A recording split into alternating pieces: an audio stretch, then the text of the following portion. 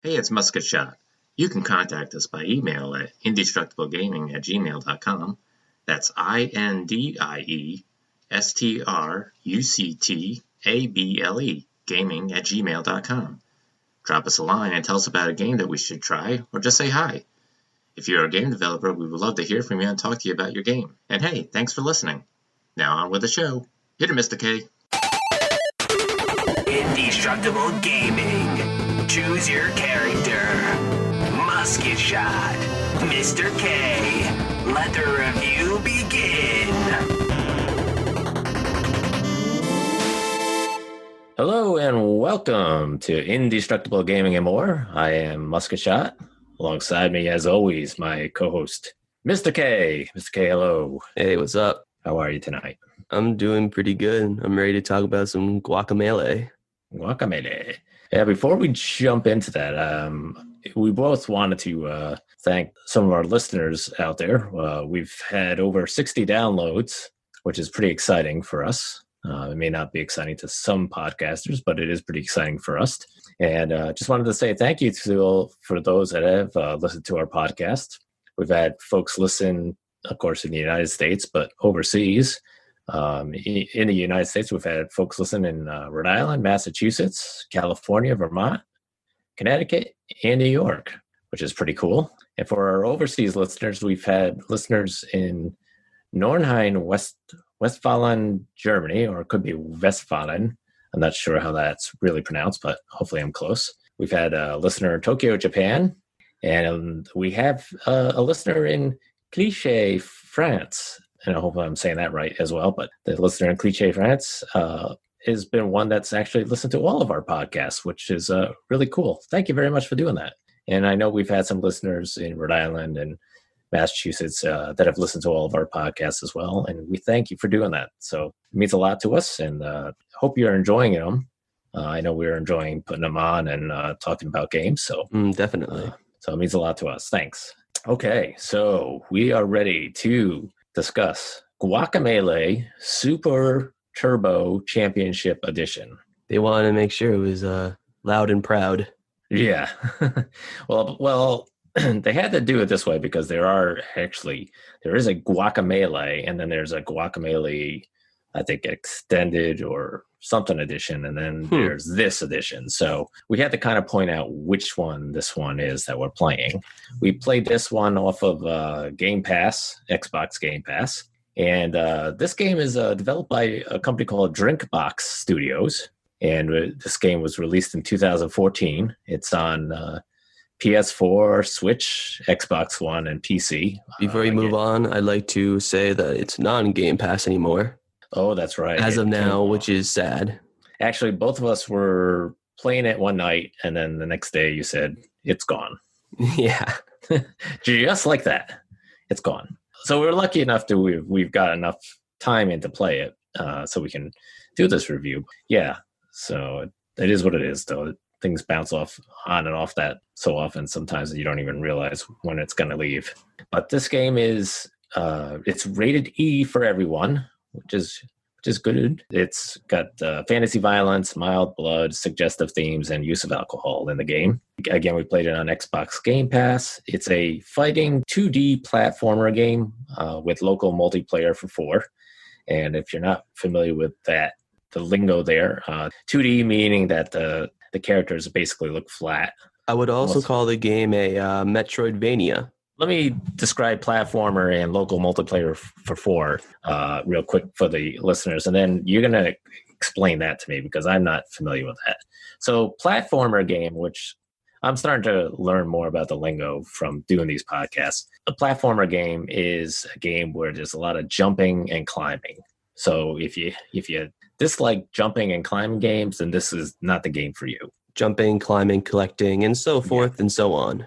Yeah. So if you don't like those, then I would say this isn't it for you. For local multiplayer for 4, what they mean by that is 4 players can play the game on a console, on the same TV, in the same house together. You can't play this, unfortunately, online with other friends and stuff like that. So when it says local multiplayer, that's what they mean by that. Now, what do they mean by Metroidvania? Because I did see that in a number of different places. Well, Metroidvania is a certain play style where players go to certain areas and gain new abilities and come back to other areas they've already been to advance into other places. With that, you can also collect items, and usually the fighting style is, I don't know how to say, beat 'em up-ish. Mm-hmm. So it basically combines Metroid of, Nintendo's one of the most popular Nintendo IPs, Mm-hmm. and then Castlevania Symphony of the Night, Okay. which was apparently a very popular Castlevania game. I even want to play it myself, but I haven't yet. Yeah. But it's kind of like those two combined. Super Metroid, more of that. Okay. So that's where they're getting that name from? Is from that. Yes, a lot of games use that term to describe their game. All right. So they've sort of modeled it off of Metroid. And Castlevania. And Castlevania. Okay. All right. That's good to know. I did see that, and I didn't look that up, but I'm glad you know about it, and we're able to explain it to everybody. That's great. So Drinkbox also develops several other games. Game called Severed, game called Tales from Space, Mutant Blobs Attack, Tales from Space About a Blob, and of course Guacamelee 2, which is still on Xbox Game Pass and could be another game that we play at some point down the road. Who knows? Yeah. Or we might try one of those other games. I don't know. Mutant Blobs Attack sounds fun. So story-wise, you play as Juan. You're an agave farmer, and you're just a normal farmer, and you go into town, and you've always kind of had this sort of crush on the El Presidente's daughter, and you see her, and she invites you back to the mansion for, I don't know what, a party or something like that. I can't remember exactly what. It's a Festival of the Dead. Festival of the Dead. That's right. So she invites you there. You go there, and lo and behold, she's been held captive by Carlos Calaca, who's a skeleton, and he wears all black, and he has a nice black hat and everything. I really like his design. He looks really cool. He's really cool looking, and he's got evil henchmen with him. You try to save her, and within that, I guess, a cut scene, he takes care of you in like 5 seconds. So what you do is, as Juan, you come across what they call a luchadore mask, and if you're not after he kills you, of course, right? So after he kills you, right? That's right. You did. So you're in the land of the dead, pretty much. You're land of the dead now. So you come across this luchadore mask, and if you're not familiar with a luchador, is in Mexico they have a lot of the wrestlers wear masks, and they're called luchadors. And think of Nacho Libre. Yeah. If you watch Nacho Libre, you'll know what we're talking about.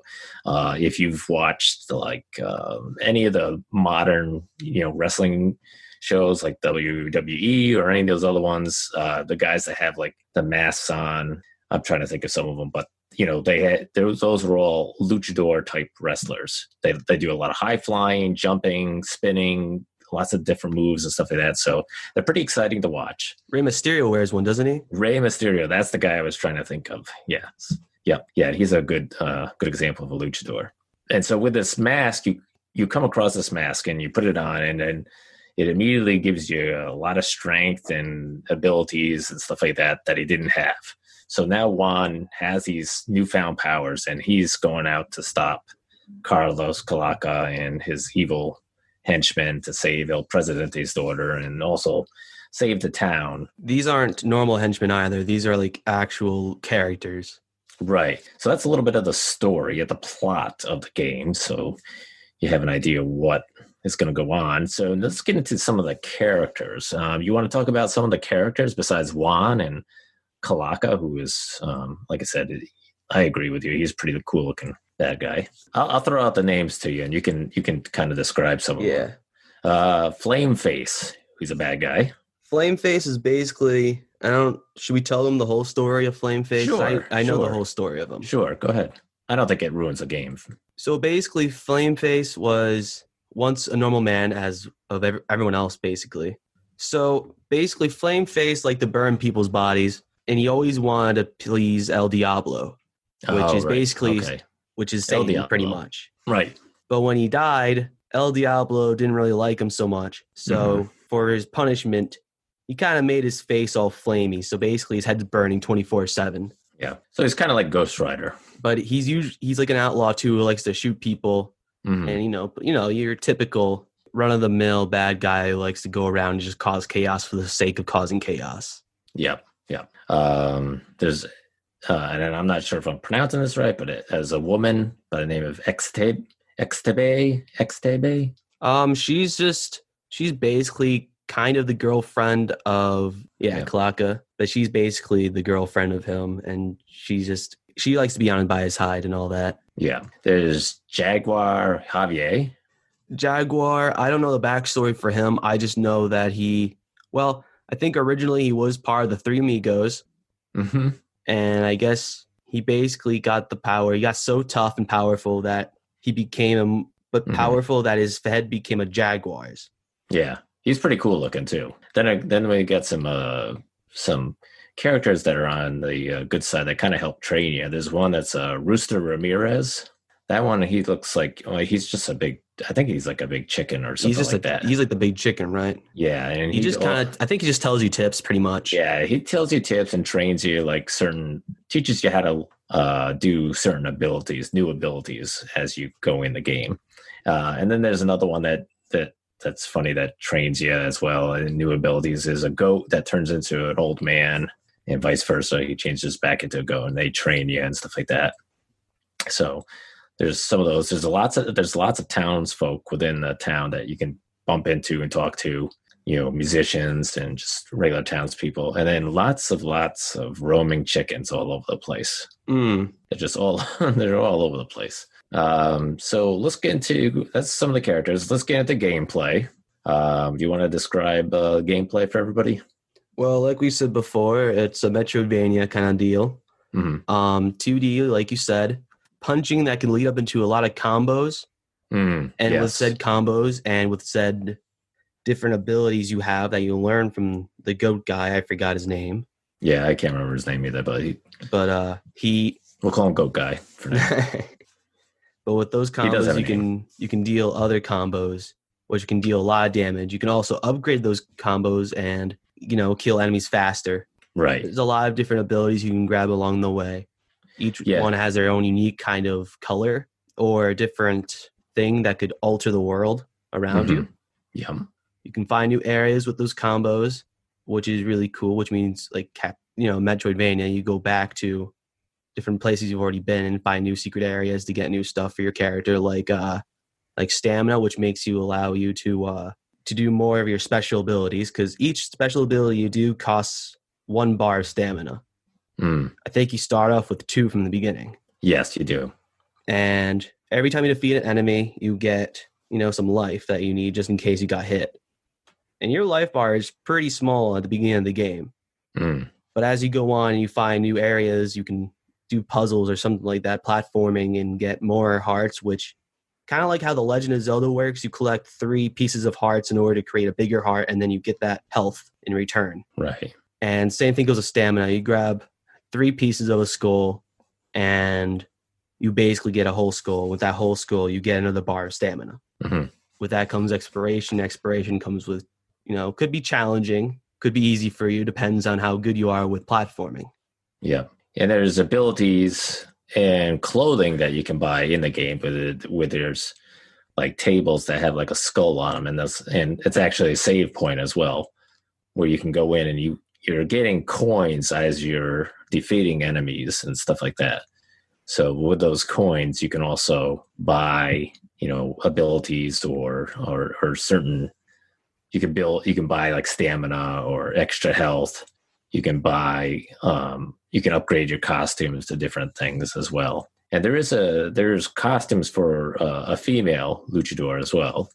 So if you want to do that, you meet her when I forgot her name as well, but you meet her when you go into the living dead area for the first time, where you get your mask in the first place. She helps you set your guide up to take down. Right. Yeah. So yeah, there's a lot of different abilities to learn. Like you said, a lot of punching, grabbing, throwing, jumping type stuff. I think the fighting for a lot of the characters isn't that hard. Obviously, the more if you're fighting some of the normal skeleton guys that come at you, they're pretty easy to beat up. They'll start to add more in certain levels. There's a lot of variety for enemies, and that's always a good thing with Metroidvania games. Yeah, and that's usually a thing they do too. So right, and I mean that's like one of those things where it's like one of the areas I was in. You get 2 guys and you beat them up, and then all of a sudden 4 pop up. Then you beat them up, and then all of a sudden there's like 12, and it's like whoa. It's like, oh my god, what am I gonna do? And that's where you've got to learn, you've got to use your combos and stuff like that, because the only way you're really going to beat them is to use the combos especially that roll will save your life. Yeah. There's a roll where your character will roll like in a ball, and he'll roll right through them and sort of avoid all the hits and stuff like that. And then you can come out and do a certain hit combo and stuff like that. So yeah, you just gotta try to learn all the combos as much as you can and practice them. And when you get into some of these things, you just do the best you can. And if you do die, you go back to the last save point. So you don't go too far back from where you were. So that's good. There's also some abilities that count for exploration instead of combat, which you can use on the spot. That doesn't take up anything whatsoever. Mm-hmm. They can do those freely. I'm not going to say what, just for the sake of spoilers. Right. I kind of want you to discover that for yourself and enjoy it. Yeah. Because I think it's really funny and cool. Yeah. And then there's little different portals that will jump you from more of like it seems like one's a sunny world, one's like a dark world. So I don't know if one, I'm not sure what the purpose of the two were, but there's certain portals that you can go through. The world that you start in is basically the living world, and then there's the second world is basically the dead world. The dead. So the gray world is the dead, and then sunny world is the living. Yeah. There's side missions in the game as well, and some of the side missions that I did were pretty fun. Small ones, not really big ones, just small minuscule things I could get done within at least 10 minutes, 5 minutes, even less. Yeah. Yeah, most of them are like inside a house or something like that. There are some other things where they'll talk about, I need, I can't make my famous enchiladas without these vegetables. So, if you come across these vegetables, bring them back to me and I can be able to make my famous enchiladas and give you some. So, there's stuff like that. Is, get my chickens into the pen. They're in this house running loose, and you got to get all the chickens in the pen and stuff like that. So like you said, some of the side missions are pretty quick. They don't take long to do, but they're fun to do. The characters all speak in text only, so there's no voice. So you just gotta click on them with on Xbox. It's the Y button, but it goes pretty quickly. There are voices, but it's more of like laughter or like a snicker or an angry or something like that. Yeah, it's just not, they're just not talking to you, like telling you a story or anything like that, where some people get used to that. So usually when games are like that, where you have to read everything, I'm always kind of like, oh no, hope this isn't going to be like a long story. I gotta read. All of them were very quick. Most of them were very fast. At one point I actually died in one area and came back, and I had run into Calaca's girlfriend, Xtebe, and I thought I was going to have to listen to her whole spiel again. And actually, it just starts at the end of what she was saying at the very end, and then you just jump right back into the action. So that was nice that you didn't have to listen to everything all over again. So I like that a lot about the game. And then, like I said, you can just a lot of different things where you can meet with a goat or the big large chicken that'll train you different abilities and stuff like that. So graphics wise. How about graphics? You want to talk about the graphics on this first? I don't know how to explain it. It's other than it's very colorful and fluid. Yeah, with the way everyone moves, and especially Juan. Yeah, I love the graphics because of the color alone. Mexican art and artwork and stuff like that, I think is always very colorful. I think a lot of the costumes and clothing and stuff like that is very colorful. And this game with the flat looking characters, because it's 2D, the game itself kind of reminded me of like something you would see on Cartoon Network in the mid 2000s as a TV show. I can see that. just the characters, the way they were created and stuff like that. It had a really nice look to it, very sharp look to it. And if you love color, this game definitely has a lot of color. Now I want a Guacamelee TV show. That'd be fun to watch. I think, and I'm surprised, they haven't tried to work. Maybe they have tried to work on something like that. It's a lot of work to make a cartoon, though. Yeah. It takes a lot of work to make a video game, but that's the thing they're known for. Right. So they're used to it. Yeah. And there's some different costumes for your character as well that are very colorful. There's one where you can dress like a chicken. There's a bunch of other ones where, that are related to the Day of the Dead type stuff. So there's different costumes and stuff. So, but graphics wise, I think the graphics are great in this game. Music wise, I love the music in this game. There's some mariachi style type music, but there's a lot of traditional Mexican type music, which enjoyable all around. Yeah, very good to listen to.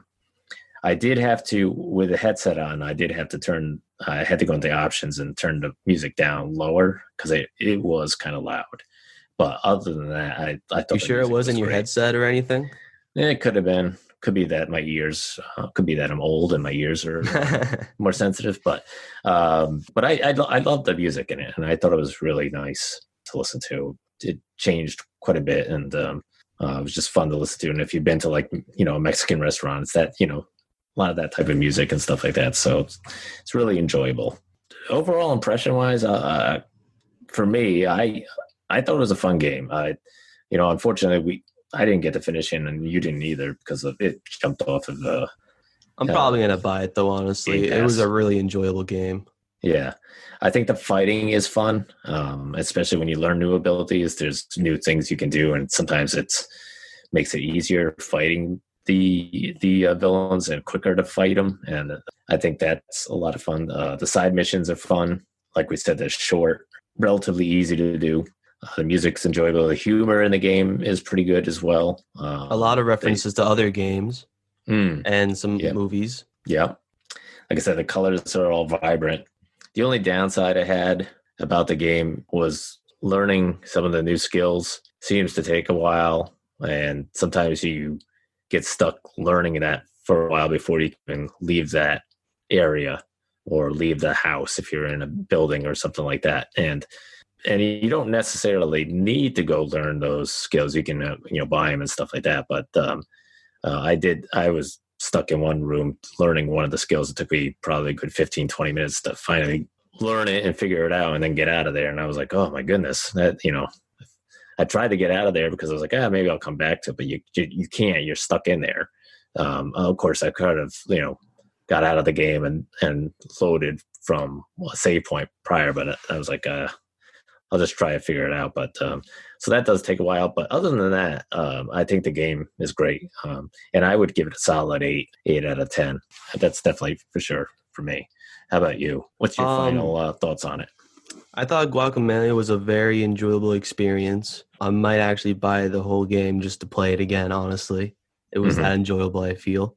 The combat was not repetitive because they added new stuff every time. Right. And they threw in some stuff to make each fight unique in some way. The enemies I didn't find any frustration with the enemies because how fun the combos were and different abilities and how you use them. The different places you go to were each unique with their own set of music. The game looks absolutely gorgeous with the Mexican style look. The characters are unique and interesting, and you want to know more about them. Other than that, I had a lot of fun with the game, and at some point, I do want us to do the second one. Yeah, I would probably give it. I want to say an 8.5. Okay, excellent. So, all right. Anything else you want to add about the game? Yeah, one more thing before we talk about where our next game will be. There's this game out. It's also an indie game, and it's called Brawl Out. And it's basically like Smash Brothers, like Super Smash Bros. From Nintendo, kind of like that. Not a lot of people like it. I haven't played it myself, but I wouldn't mind giving it a try because I like the Super Smash Brothers kind of gameplay. Yeah. But it has a lot of indie characters, and Juan is one of them that's included. Oh, no way. Cool. That doesn't have a lot of indie characters. I want to say like maybe 3 or 4. Mm-hmm. But Juan there in 3D instead of 2D. Oh wow, it works. That's cool. And I've seen him play in the game, and he looks faithful from the actual game. Like he does, I'm gonna say like his uppercut punch. He does that. Yeah. He does the roll. He does a lot of stuff. He does in Guacamelee. So that might be something that maybe we want to try out someday. Maybe try that as well. Yeah. What I want to do is maybe we can go over the other indie games the other characters that are included in that game before we do the actual game. So we have some background information. Yeah, good idea. That's a good idea. Yeah, that would be a lot of fun to kind of play all those characters in their own separate games and then play a game like that with all of them. That would be neat. There's another game too that I've been looking at. It's on Steam, I'm pretty sure currently, and it's called Indie Pogo. Mm-hmm. And that one is kind of a game where it's kind of like Smash Brothers, except instead of knocking each other out of bounds, I'm pretty sure you jump on each other's heads to get points. Okay. I'm not entirely sure how it works, but that includes entire indie characters. Yeah. No originals, just a whole entire cast of indie characters. Oh, that's cool. And maybe if we really wanted to, we could do that as well. Yeah, okay. If we wanted to stretch out that far. Right. Yeah. Hey, maybe we can do it for our 50th episode. Start from the first character in the list and then go to the last one and then end it off with Indie Pogo. Yeah, there we go. Something we could do maybe. I don't know. It'd be interesting. Yeah, exactly. If the game's ever on sale, I'll definitely let you know on that one. Okay. Yeah. Definitely an option. All right. Cool. All right. So you want to talk about our next game that we're going to be playing coming up? Yeah, I definitely can. The next game we're going to be playing is also on Game Pass. You can tell we have a little a trend going on. Yeah. It's called when you can play the games pretty much for free. You got to take advantage of this, folks. It works, right? But the game is called Totally Accurate Battle Simulator, and if anyone's heard of this, I'm not surprised. It was pretty popular back in, I want to say, 2016 maybe. Yeah, probably. I could be wrong. I might cut this out if I'm wrong. Or I've seen it called tabs. A lot of people call it tabs. They just like to keep it short. Yeah.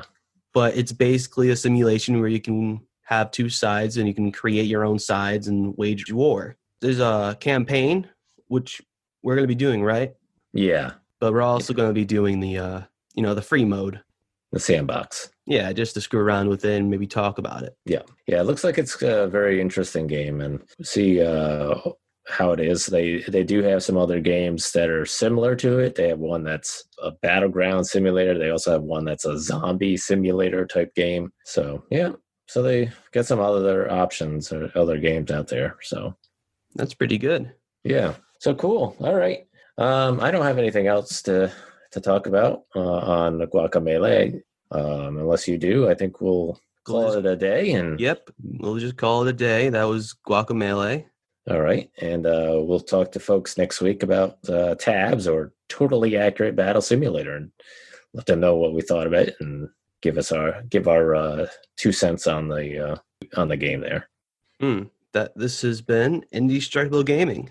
All right. Thank you, everybody, for listening, and keep gaming out there. And again, we appreciate all your support and downloads out there. Of course. So love the fact that that's going on. It means a lot to us. So keep it up. Thank you very much. Bye. All right. Take care.